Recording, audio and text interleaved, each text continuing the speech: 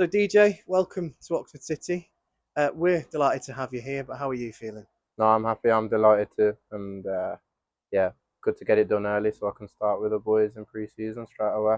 Yeah, we've been speaking a little bit about that whilst we've been taking the photos. You've had a little bit of a tumultuous few seasons.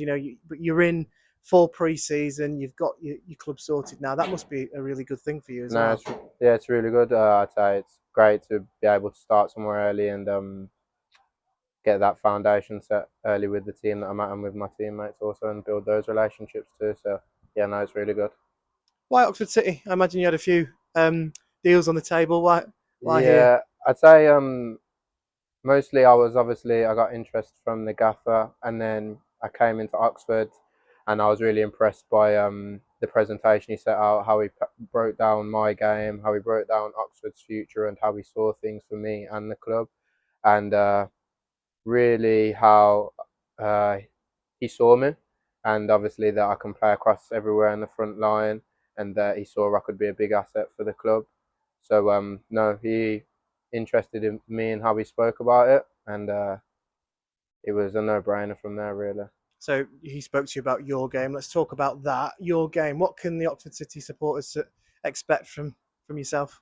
Like I said, I'm quite versatile. I can play everywhere across the front line, but really, I just say that every time giving 100%, and I'd say one of my main attributes, apart from obviously the likes of pace and dribbling, which is what people may see to the eye early, is but I'd say my desire to win. That's my main thing, definitely.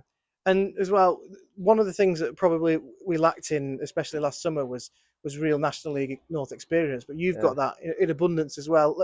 What's Can you give us a bit of a taster of your background? Obviously, you came through Villa's academy, but yeah, you've had a bit of experience at this level, haven't you? yeah. So I was at Villa until from about 7 until I was around 20 years old.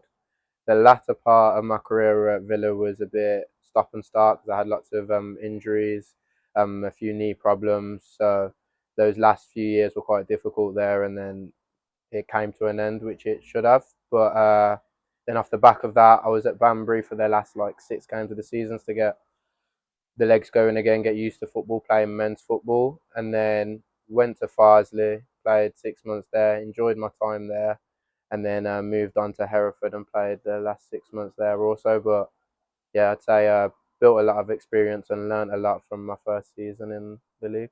Yeah, and of course, the season is going to be here before we know it. Now you're here. How much are you looking forward to getting going? No, I'm really excited, and obviously, like we said earlier, it's great to get that pre-season in from the start and set that foundation early and make sure that myself and my teammates go into the start of the season firing.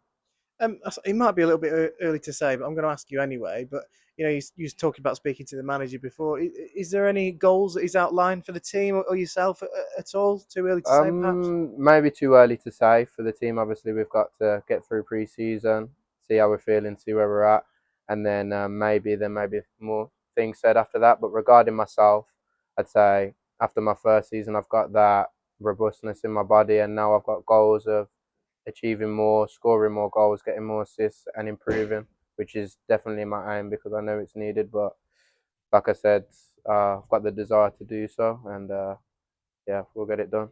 Well, DJ, thanks very much for joining us, and welcome to Oxford City. Cheers.